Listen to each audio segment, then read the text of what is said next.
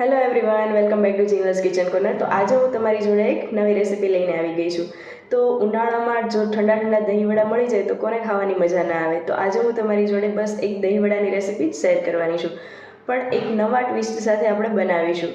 તો આજની રેસીપીનું નામ છે બીટરૂટ બ્રેડ દહીંવડા. આજે એકદમ કલરફુલ એવા બને છે અને ટેસ્ટી એવા લાગે છે. તો તમે બધા એકવાર જરૂરથી બનાવજો અને મને કમેન્ટ કરીને જણાવજો. તો ચાલો એક નજર નાખી લઈએ રેસીપી ઉપર.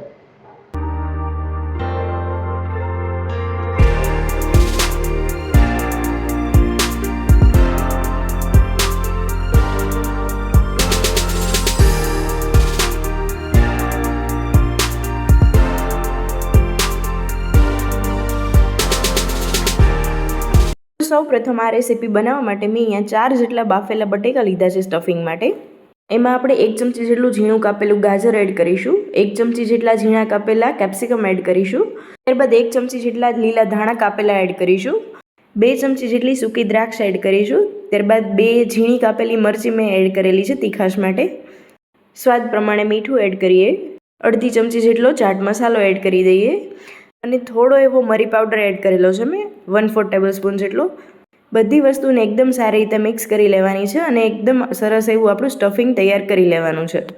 અહીંયા જો તમારે બટેકાનો યુઝ ના કરવો હોય તો તમે ખાલી ડ્રાયફ્રૂટનું સ્ટફિંગ પણ એડ કરી શકો છો.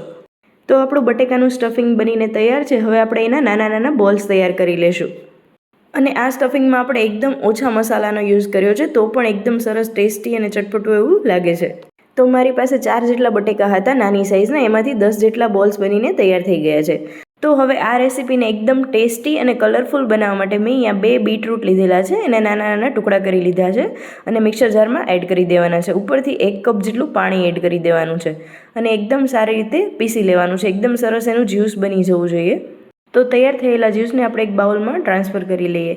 અને બીટરૂટ આમ જનરલી લોકો ખાવાનું પસંદ નથી કરતા હોતા, પણ જો આવી રીતે ટ્વિસ્ટ કરીને આપીએ તો બધાને બહુ જ પસંદ આવે છે. તો હવે વડા બનાવવા માટે મેં અહીંયા બ્રાઉન બ્રેડનો યુઝ કરેલો છે. તમે વ્હાઇટ બ્રેડ પણ લઈ શકો છો. તો બસ આવી રીતે બ્રેડની બધી જ સાઈડ કાપી લેવાની છે. તમે રેડીમેડ સાઈડ કટ કરેલી બ્રેડ આવે છે એ પણ લઈ શકો છો. તો હવે આ બ્રેડને આપણે તૈયાર થયેલા જ્યુસમાં ડીપ કરી દેવાની છે અને બંને હાથની મદદથી એકદમ સારી રીતે બધું જ જ્યુસ નીચોવી લેવાનું છે.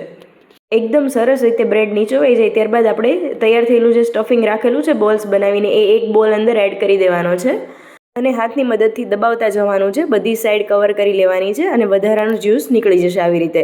તો એકદમ સરસ એવો આપણો બોલ બનીને તૈયાર થઈ જશે.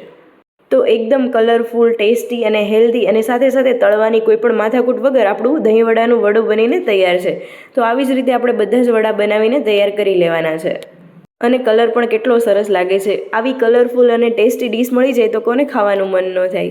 તો હવે દહીંવડા માટેનું આપણે મીઠું દહીં બનાવી લઈએ. તો મેં અહીંયા દહીંમાં 3 થી 4 ચમચી જેટલી દળેલી ખાંડ એડ કરેલી છે અને એકદમ સારી રીતે ફેટી લેવાનું છે.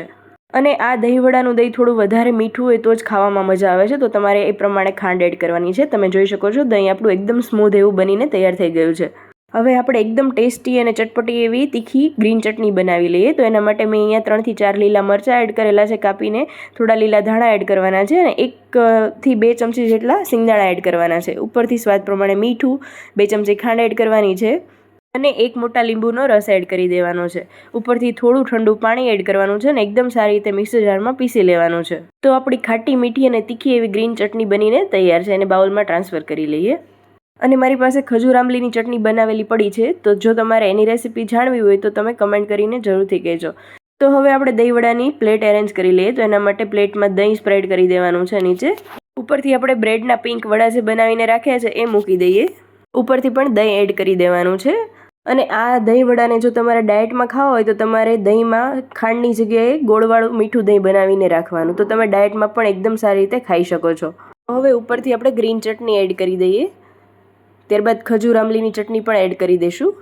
તો એકદમ ઓછા ટાઈમમાં અને ફટાફટ બની જાય છે આ દહીંવડા. તમને પણ જ્યારે કંઈ ચટપટું, ટેસ્ટી અને નવું ખાવાનું મન થાય ત્યારે ઘરે બનાવો આ દહીંવડા અને એન્જોય કરો. એમાં પણ આ ઉનાળાની ગરમીમાં જો ઠંડા ઠંડા દહીંવડા મળી જાય તો ખાવાની મજા ડબલ થઈ જાય છે. તો બસ હવે ઉપરથી થોડા લીલા ધાણા, થોડી સેવ એડ કરી દઈએ. ઉપરથી મેં ડેકોરેટ કરવા માટે 1 ક્રેનબેરીઝ રાખેલી છે. તમે તમારી ચોઈસ પ્રમાણે સર્વ કરી શકો છો. ઉપરથી થોડો ચાટ મસાલો એડ કરી દઈએ, થોડું લાલ મરચું પાવડર છાંટી દઈએ. તો તૈયાર છે આપણા એકદમ ટેસ્ટી અને ચટપટા એવા ઠંડા ઠંડા દહીંવડા. તો જો મારી રેસીપી પસંદ આવે તો વિડીયોને લાઇક અને શેર કરી દો અને મારી ચેનલને સબસ્ક્રાઈબ કરી દો. Thank you for watching.